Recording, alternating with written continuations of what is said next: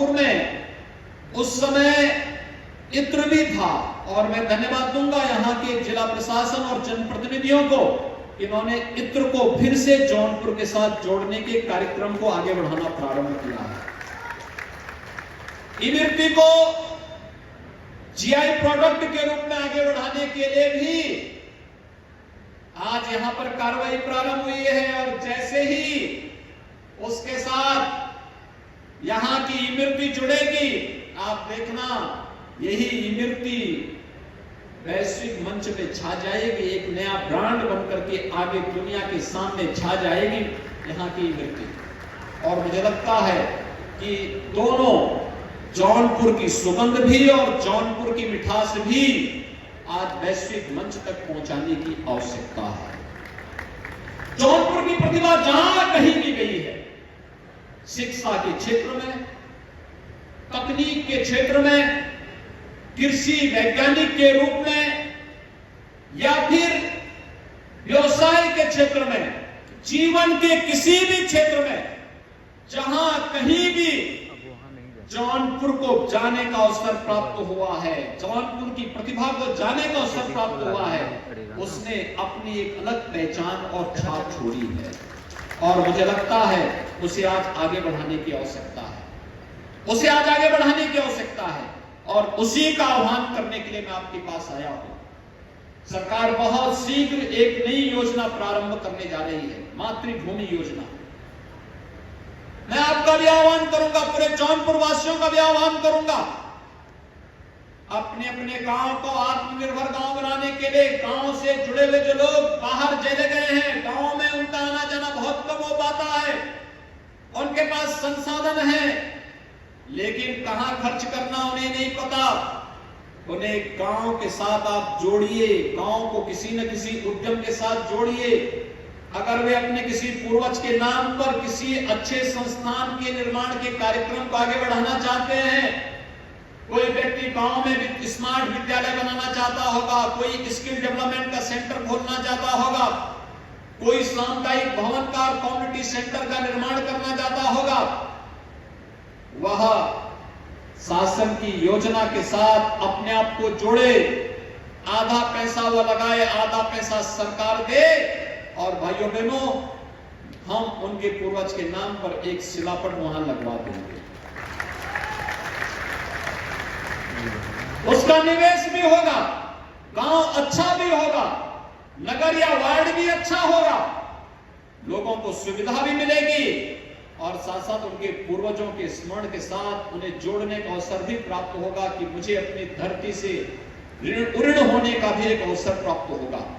इस योजना को लेकर के सरकार बहुत शीघ्र आने जा रही है, और मैं आह्वान करूंगा हम इस कार्यक्रम के साथ जुड़े। राष्ट्रीय अपराध ब्यूरो के जब आंकड़े सामने आते हैं तो आंकड़े इस बात को चौंकाने वाले होते हैं। इन आंकड़ों के माध्यम से उत्तर प्रदेश की कानून व्यवस्था देश के अंदर एक नजीर बन रही है। बेहतर कानून व्यवस्था की स्थिति प्रदेश के अंदर रोजगार और निवेश की व्यापक संभावनाओं को आगे बढ़ा रही है। और अगर नौजवान को घर में ही रोजगार मिल जाएगा तो वह फिर दूसरी जगह क्यों जाएगा? उसकी प्रतिभा और उसकी ऊर्जा का लाभ उत्तर प्रदेश को मिल ही जाएगा, और उत्तर प्रदेश के अंदर आज वे सभी संभावनाएं तेजी के साथ आगे बढ़ी हैं। हम लोग अभी कोरोना से उबरे हैं। इस सदी की सबसे बड़ी महामारी 2.5 वर्ष पहले जब कोरोना महामारी आई थी, पूरी दुनिया को पस्त की थी, पूरी दुनिया को पस्त की थी। और उस समय आप सबने इस बात को अनुभव किया होगा। प्रधानमंत्री मोदी जी के नेतृत्व में जीवन और जीविका को बचाने के लिए जो कार्यक्रम चले, फ्री में टेस्ट, फ्री में उपचार, फ्री में हर जरूरतमंद को राशन की सुविधा, और फ्री में वैक्सीन। फ्री में वैक्सीन, 200 करोड़ वैक्सीन की डोजेज भी लग गई। लगातार ये पहली बार हो रहा है जब संवेदनशील सरकारें पूरी संवेदना के साथ बिना भेदभाव के अपने शासन की योजनाओं को प्रत्येक तबके तक पहुंचाने का कार्य कर रही हैं। लेकिन इस सब के बावजूद जब कोरोना कालखंड के दौरान लॉकडाउन लगा और भारी संख्या में प्रवासी कामगार और श्रमिक अपने अपने गांव की तरफ प्लान किए थे, तो भाइयों बहनों, अकेले जौनपुर जनपद में भी 1.5 लाख से अधिक प्रवासी कामगार और श्रमिक वापस आए थे। और जनप्रतिनिधियों ने और प्रशासन ने मिलकर के जिस जिम्मेदारी के साथ उन्हें सुरक्षित उनके घर तक पहुंचाने और उनके भरण पोषण की व्यवस्था की, और केवल जौनपुर के ही नहीं, पूरे प्रदेश के अंदर 40 लाख ऐसे कामगार और श्रमिक उत्तर प्रदेश के अंदर आए थे जिन्हें सम्मान देने का कार्य और उनको आजीविका के साथ जोड़ने का कार्य उत्तर प्रदेश ने सफलतापूर्वक किया था। हम केवल कहते नहीं हैं, परिणाम में बदल करके उसे सामने लेकर के आते हैं। और आज इसीलिए मैं आज कह रहा हूं आप सबसे, भ्रष्टाचार के खिलाफ एक बड़ी लड़ाई को आगे बढ़ाने की आवश्यकता है। ये भ्रष्टाचार पिछली सरकारों की जीन्स का हिस्सा था। इन्होंने भ्रष्टाचार के माध्यम से उत्तर प्रदेश की छवि को धूमिल कर दिया था। अपने लिए, अपने खानदान के लिए ये लोग भ्रष्टाचार पैदा करते थे। विकास की योजना लोक कल्याण के लिए नहीं, ठेकेदारों को लाभान्वित करने के लिए बनाते थे। अपने स्वयं के पाले हुए गुर्गों को लाभान्वित करने के लिए बनाते थे। और इसीलिए उन लोगों पर प्रहार करने के लिए इस सरकार ने पूरी मजबूती के साथ लड़ना प्रारंभ किया है। हमने तय किया है, भ्रष्टाचारी कोई भी होगा, उसकी संपत्ति को हम कुर्क करके फिर से उसे सार्वजनिक उपयोग में गरीबों के पास, गरीबों के उपयोग के लिए उस संपत्ति को अधिग्रहण करने में भी कोई संकोच नहीं करेंगे। और ठीक उसी तर्ज पर, जैसे आपने देखा होगा,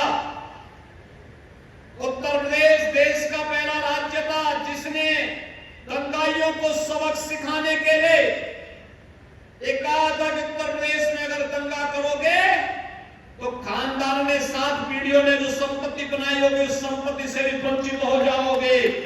और आपने देखा होगा कि हमने उसका कानून भी बनाया, प्रभावी ढंग से उसको लागू भी किया। और आज यही कहने के लिए मैं आपके पास आया हूं, अब यही लड़ाई हम भ्रष्टाचार के खिलाफ भी करने जा रहे हैं। भ्रष्टाचारियों ने जितनी भी संपत्ति बनाई होगी, उन भ्रष्टाचारियों की संपत्तियों को सार्वजनिक उपयोग के लिए आज लेकर के आना चाहते हैं। और उसी दृष्टि से एक बड़े अभियान को आगे बढ़ाने की आवश्यकता है। आज प्रदेश तेजी के साथ एक नई अर्थव्यवस्था के रूप में उभर रही है। भाइयों बहनों, आज जो 258 करोड़ रुपए की परियोजनाओं का यहां पर लोकार्पण शिलान्यास हो रहा है, ये विकास की जो परियोजनाएं हैं, ये शिक्षा की परियोजनाएं हैं, स्वास्थ्य की है, स्पोर्ट्स की है, कृषि से संबंधित भी है, ग्रामीण विकास की भी है, पशुधन से भी जुड़ी हुई है, बेसिक शिक्षा है, माध्यमिक शिक्षा है, अलग अलग प्रकार की जो विकास की परियोजनाएं हैं, पेयजल की भी है। इन सभी परियोजनाओं का विकास के साथ तो संबंध है ही, ये एक शासकीय निवेश भी है, नौकरी और रोजगार की संभावनाओं को भी आगे बढ़ाता है। और मैं यही आह्वान आप सबसे कहने के लिए आया हूं। प्रधानमंत्री जी ने 15 अगस्त 2022 को पूरे देशवासियों को जो अपना संबोधन दिया था, उसमें पंचप्रण की बात कही थी। ये पंचप्रण एक विकसित भारत बनाएंगे, गुलामी के अंश को सर्वथा समाप्त करेंगे, अपने कर्तव्यों का पालन करेंगे और विरासत को हर हाल में संरक्षित करेंगे। भाइयों बहनों, ये जो अभियान है, आज आत्मनिर्भर भारत के लक्ष्य को प्राप्त करने की दिशा में एक नए अभियान को आगे बढ़ाने की आवश्यकता है। आत्मनिर्भर भारत आत्मनिर्भर भारत के लक्ष्य को तब प्राप्त करने में सफलता प्राप्त हो पाएगी जब आत्मनिर्भर गांव बनेंगे, आत्मनिर्भर नगर बनेंगे। आत्मनिर्भर गांव के लिए हमारी ग्राम पंचायतों को भी आत्मनिर्भर बनाना पड़ेगा। और मैं आह्वान करूंगा, जो भी ग्राम पंचायत अपने आप को आत्मनिर्भर बनाएंगी, उस ग्राम पंचायत को स्मार्ट ग्राम पंचायत बनाने के लिए राज्य सरकार भी अलग से धनराशि उपलब्ध करवाने का कार्य करेगी और गांव को एक अच्छे मॉडल के सामने हम प्रदेश और देश के सामने भी रखने का कार्य करेंगे। ऐसे ही नगर निकायों के साथ भी होगा। जो नगर निकाय अपने को आत्मनिर्भर बनाएगा, करोड़ रुपए की परियोजनाओं के लोकार्पण और शिलान्यास के लिए आप सबको मैं हृदय से बधाई देने के लिए आज आपके बीच में यहां पर उपस्थित हुआ। भाइयों बहनों, उत्तर प्रदेश में लगातार दूसरी बार भारतीय जनता पार्टी की सरकार के लिए जौनपुर की जनता ने जो समर्थन और आशीर्वाद दिया है, उसके प्रति आभार व्यक्त करने और विकास के प्रति आप सबको आश्वस्त करने के लिए ही मैं आज आपके बीच में यहां पर उपस्थित हुआ हूं। आज प्रातः काल ही मैंने जौनपुर में आकर के यहां पर स्वर्गीय उमानाथ सिंह मेडिकल कॉलेज का निरीक्षण किया है। जौनपुर में नवनिर्मित एसटीपी के भी कार्य प्रणाली को नजदीक से देखा है और विकास की प्रक्रिया के साथ तेजी के साथ आगे जुड़ने और साथ ही साथ प्रधानमंत्री जी के आत्मनिर्भर भारत के लक्ष्य को प्राप्त करने की दिशा में किए जाने वाले प्रयास को इस मंच के पीछे लगी हुई प्रदर्शनी के माध्यम से मुझे देखने का अवसर प्राप्त हुआ है। मैं विश्वास के साथ कह सकता हूं कि जौनपुर अब नए भारत के नए उत्तर प्रदेश का विकास की प्रक्रिया के साथ तेजी से आगे बढ़ता हुआ एक जनपद है और बहुत शीघ्र जौनपुर में वे सभी प्रकार की सुविधाएं जौनपुर वासियों को प्राप्त होंगी जिसको लेकर के दशकों से यहां के लोगों को इंतजार था। भाइयों बहनों, विकास आज की आवश्यकता है, लेकिन हम सबको इस बारे में ध्यान रखना होगा कि विकास की योजनाओं के लिए ईमानदारी के साथ वे योजनाएं जिस उद्देश्य से शासन ने दी हैं, उसकी धनराशि का उपयोग उस संबंधित कार्य पर हो, इस पर भी उतना ही ध्यान दिए जाने की आवश्यकता है। अन्यथा जिस प्रकार के रैकेट 2017 के पहले प्रदेश के अंदर विकास के कार्यों में घुन की तरह लग करके पूरी व्यवस्था को खोखला बनाने का कार्य कर रहे थे, उसका परिणाम जग जाहिर है और उसकी कीमत पूरे उत्तर प्रदेश वासियों को भुगतना पड़ा था। आज तो उत्तर प्रदेश का कोई नागरिक उत्तर प्रदेश से बाहर कहीं जाता है, सम्मान की दृष्टि से देखा जाता है। 5 साल पहले ऐसी स्थिति नहीं थी।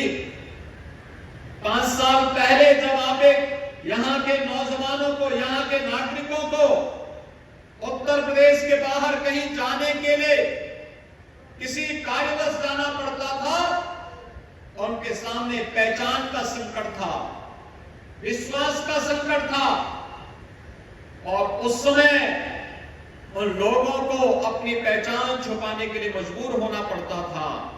आज मैं दावे के साथ कह सकता हूं कि विगत 5 वर्ष के अंदर प्रधानमंत्री मोदी जी के मार्गदर्शन में उत्तर प्रदेश में की सरकार ने आप सबके सहयोग से अपराध और अपराधियों पर जीरो टॉलरेंस की जिस नीति के तहत कार्य किया, आज देश के अंदर एक नया विश्वास पैदा हुआ है और उत्तर प्रदेश के मॉडल को लोगों ने हाथों हाथ लेकर के इस बात को स्वीकारा है कि उत्तर प्रदेश में अपराध और अपराधियों के लिए अब कोई जगह नहीं होगी।